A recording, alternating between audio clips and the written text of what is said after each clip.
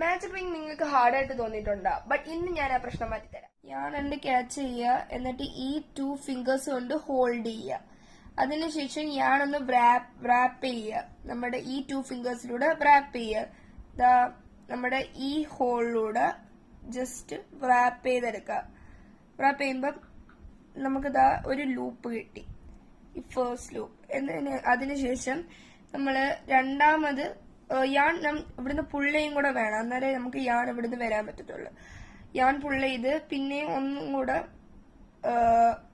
ഒരു വട്ടം കൂടെ ജസ്റ്റ് ഒന്ന് റാപ്പ് ചെയ്യുക.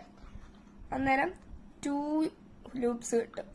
അപ്പൊ നമുക്ക് ഇനി ഇവിടെ ഒരു എക്സ് ക്രിയേറ്റ് ചെയ്യണം. ഫോർ ക്രിയേറ്റിംഗ് ആൻ എക്സ് നമ്മുടെ ഈ യാൺ എൻഡ്, വർക്കിംഗ് യാൺ അല്ല, യാൺ എൻഡ്.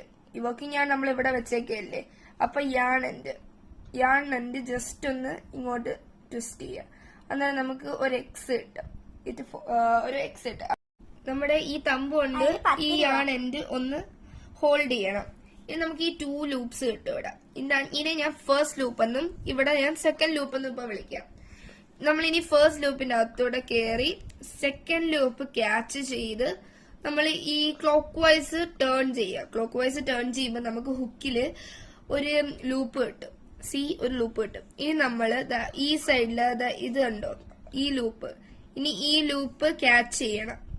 അന്നേരം നമുക്കൊന്ന് യാൺ ഓവർ ചെയ്യുമ്പം അത് ചെയ്യുമ്പം നമുക്ക് 2 ലൂപ്സ് കിട്ടും.